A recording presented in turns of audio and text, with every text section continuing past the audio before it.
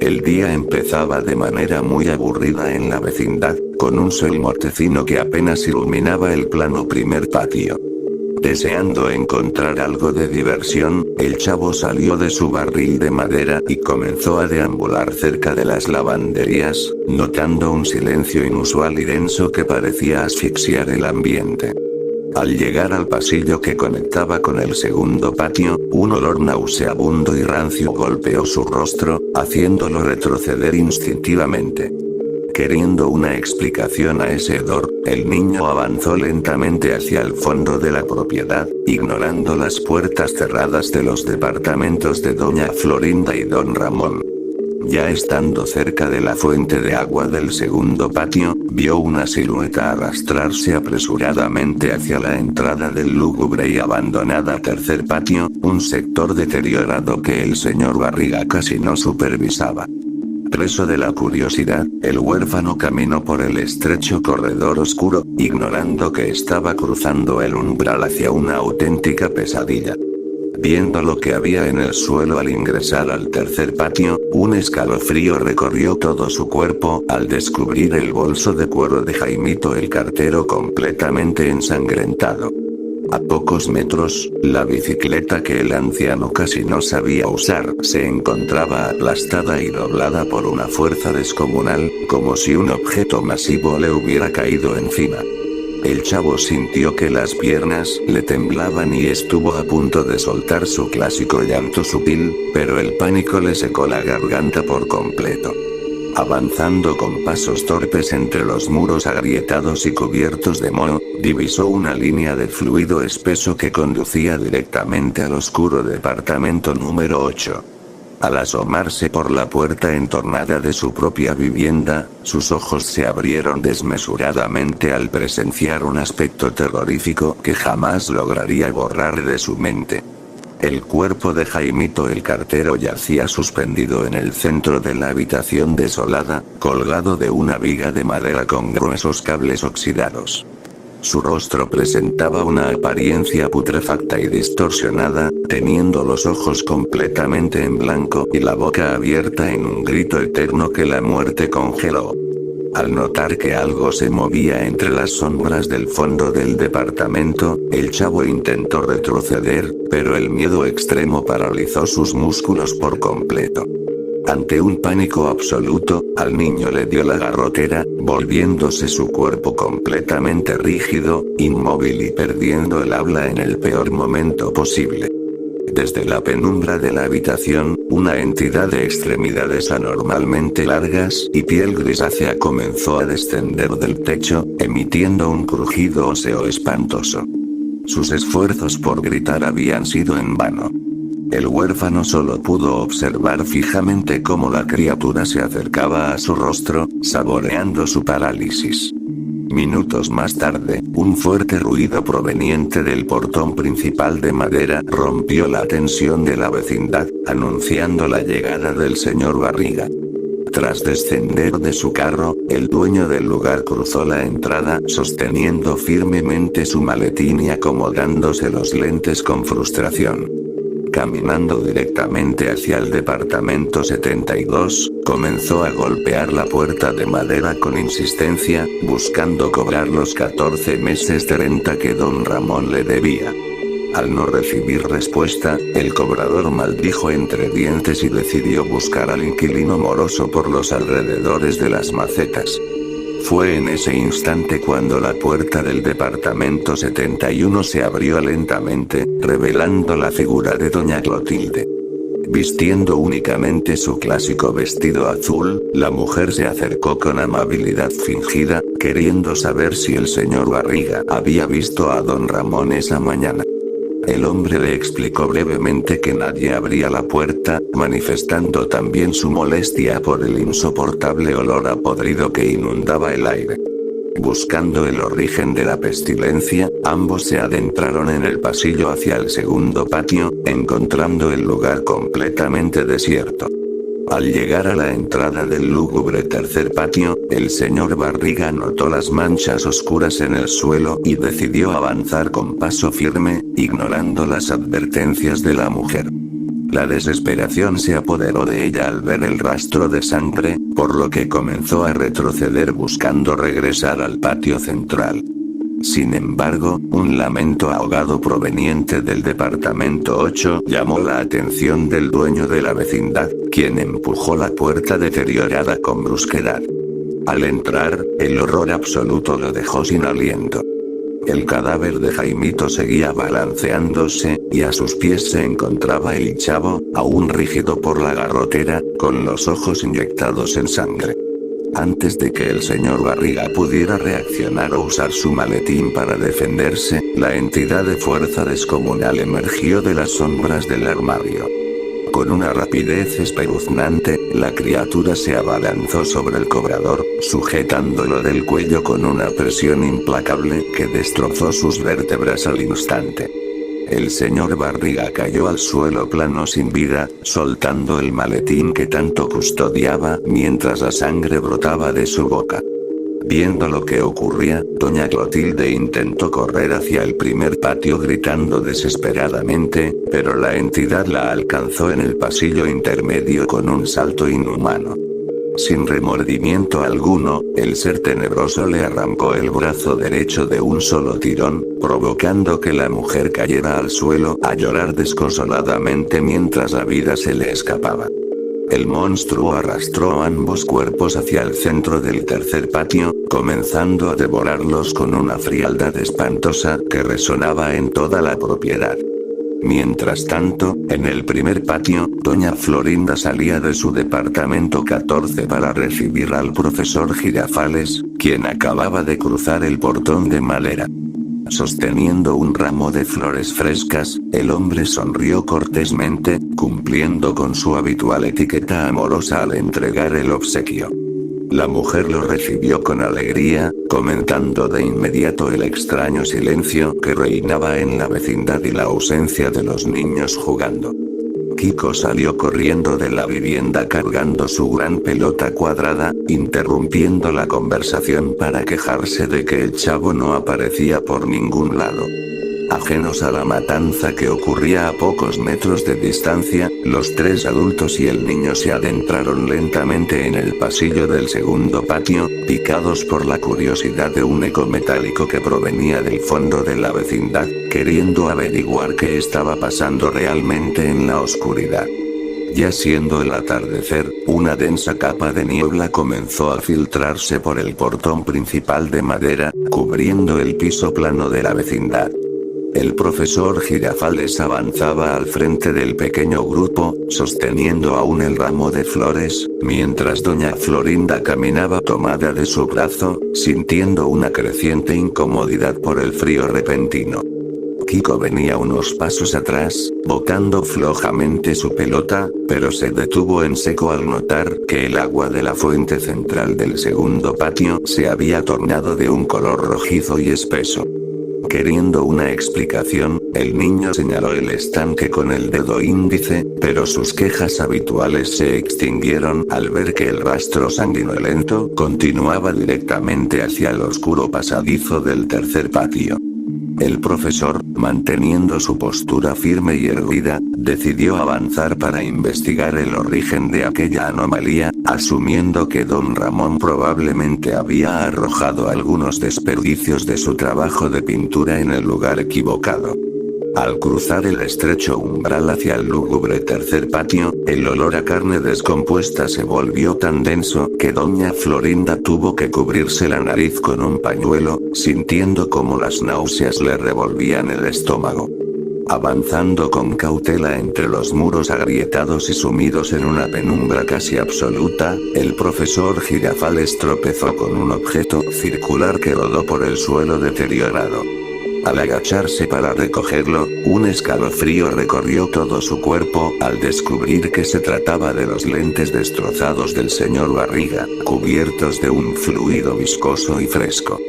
La desesperación se apoderó de doña Florinda al mirar un poco más adelante, divisando el vestido azul de doña Clotilde desgarrado y esparcido en tiras sobre los charcos de sangre. Intentando mantener la calma en medio del caos, el profesor instó a la mujer y a su hijo a retroceder lentamente hacia el patio central, comprendiendo finalmente que la vecindad albergaba un peligro mortal. Sin embargo, sus esfuerzos por ponerse a buen recaudo habían sido en vano, ya que un fuerte ruido proveniente de las alturas cortó cualquier posibilidad de retirada. Una masa deforme de extremidades alargadas descendió del techo del departamento número 8, bloqueando la única salida del pasillo con un impacto seco que agrietó el pavimento. Kiko, al presenciar el aspecto terrorífico de la entidad de piel grisácea y ojos completamente vacíos, soltó su pelota y se pegó a la pared, queriendo desaparecer mientras su cuerpo temblaba sin control. La criatura emitió un silbido agudo y hostil, mostrando hileras de dientes afilados cubiertos con los restos biológicos de las víctimas anteriores. El profesor Girafales, reaccionando con una valentía desesperada, arrojó el ramo de flores al rostro del monstruo e intentó abalanzarse sobre él para darle tiempo a su novia de escapar con el niño. Haciendo gala de una fuerza descomunal, la entidad esquivó el golpe con una rapidez inhumana y sujetó al profesor por el torso, levantándolo del suelo como si no pesara nada. Sin remordimiento alguno, el ser tenebroso apretó sus garras con tal violencia que las costillas del hombre crujieron ruidosamente, perforando sus órganos internos en un segundo. El profesor Girafales soltó un quejido ahogado de dolor, viendo cómo su propia sangre salpicaba las paredes antes de quedar completamente inerte en el suelo plano del patio descuidado. Doña Florinda, al ver morir a su pareja de forma tan brutal, comenzó a llorar desconsoladamente, perdiendo toda la soberbia y el desprecio que usualmente mostraba hacia los demás. La mujer ya no razonaba por el trauma, cayendo de rodillas junto al cuerpo sin vida del profesor mientras pellizcándose en varias ocasiones para despertar de una pesadilla que resultaba ser demasiado real. Aprovechando la distracción, la entidad estiró uno de sus brazos deformes y atrapó a Kiko por la pierna, arrastrándolo hacia el centro del tercer patio a pesar de sus desesperados arañazos en el suelo. El niño intentó gritar por última vez, pero la criatura le destrozó la mandíbula de un certero golpe, silenciando sus lamentos antes de proceder a devorarlo con una frialdad espantosa. Escuchando los desgarradores sonidos de la carnicería, doña Florinda se levantó del suelo arrastrando los pies, moviéndose por puro instinto de supervivencia hacia el fondo del patio, doblando por el pasillo que conducía al interior del departamento 8. Al entrar en la vivienda abandonada del chavo, la mujer se topó de frente con el cuerpo colgado de Jaimito el cartero, cuyo rostro putrefacto parecía burlarse de su inminente desgracia en la oscuridad. Buscando un escondite seguro dentro de la habitación desolada, doña Florinda divisó al chavo en una esquina, quien continuaba completamente rígido e inmóvil debido a la garrotera que lo mantenía preso desde hacía horas. La mujer se arrojó al suelo detrás de un viejo mueble de madera, conteniendo la respiración mientras escuchaba cómo los pasos pesados y húmedos de la criatura se aproximaban a la entrada del departamento. El monstruo ingresó lentamente a la habitación, husmeando el aire con sus fosas nasales dilatadas, sabiendo perfectamente que aún quedaban sobrevivientes en el lugar. Desde su escondite, la madre de Kiko observó a través de una rendija cómo la entidad se detenía justo frente al chavo rígido, extendiendo sus largas garras hacia la cabeza del indefenso huérfano. En ese instante de máxima tensión, un sonido metálico proveniente del primer patio desvió la atención del cazador, obligándolo a abandonar el departamento de un salto para buscar a la nueva presa que acababa de ingresar a la vecindad. Tras haber pasado unos minutos de angustia en el interior del oscuro departamento 8, el silencio volvió a reinar temporalmente en el deteriorado tercer patio. Don Ramón acababa de cruzar el portón principal de madera de la vecindad, trayendo consigo una vieja caja de herramientas metálica cuyo sonido al golpear contra el marco de la entrada había alertado a la criatura. El hombre caminaba despreocupado por el plano primer patio, completamente ajeno a la masacre y maldiciendo entre dientes a la que siempre llamaba la vieja chancluda, temiendo encontrársela y recibir otra de sus habituales cachetadas. Al notar que las luces de las viviendas estaban apagadas y que el ambiente se sentía inusualmente gélido, dejó su caja en el suelo plano cerca del barril de madera del chavo. Fue en ese preciso instante cuando un fuerte ruido en el pasillo del segundo patio lo hizo ponerse en alerta, divisando una silueta masiva que avanzaba hacia él a una velocidad inhumana. Viendo lo que salía de la penumbra, un escalofrío recorrió todo su cuerpo al presenciar el aspecto terrorífico de la entidad de piel grisácea, que sostenía entre sus garras los restos ensangrentados de la ropa de Kiko. Don Ramón intentó correr hacia la calle, pero el monstruo cerró el portón de madera de un certero golpe, rompiendo el pestillo y dejándolo completamente atrapado en el patio central. La desesperación se apoderó de él al comprender que sus esfuerzos por huir eran inútiles, por lo que tomó una pesada llave inglesa de su caja, queriendo defender su vida a toda costa. Haciendo gala de una fuerza descomunal, la criatura se abalanzó sobre el inquilino del 72, ignorando por completo el impacto de la herramienta que el hombre le propinó en el cráneo. Sin remordimiento alguno, el ser tenebroso le enterró sus largas garras en el pecho, atravesando sus pulmones y terminando con la vida de don Ramón en cuestión de segundos, dejando su cuerpo inerte junto a las lavanderías. Mientras la bestia devoraba los restos de su nueva víctima en el primer patio, doña Florinda, estando más tranquila al no escuchar ruidos cercanos, decidió salir de su escondite en el departamento 8.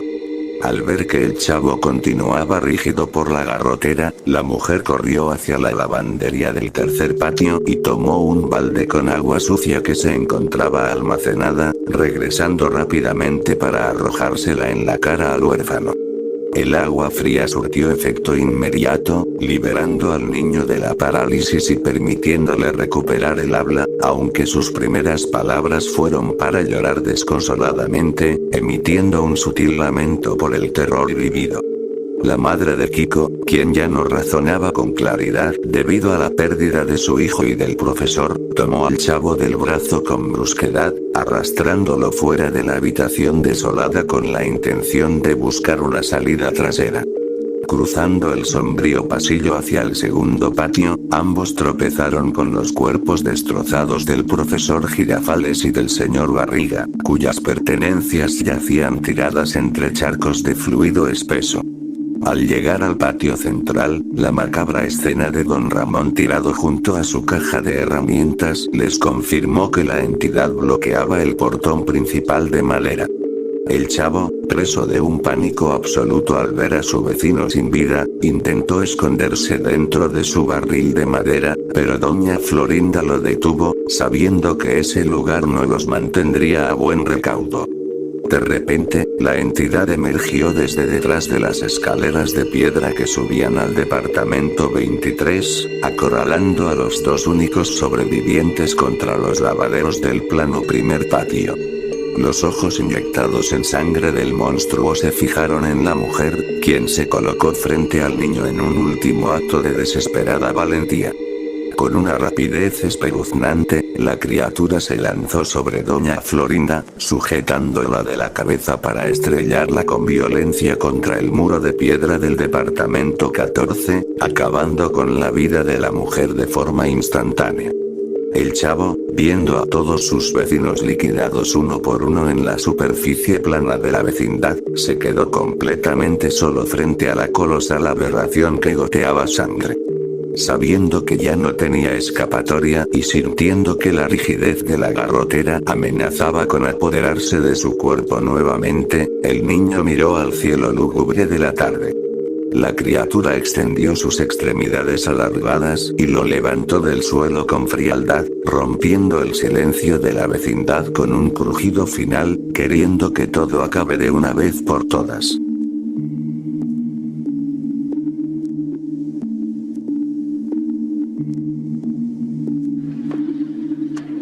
¡Toma!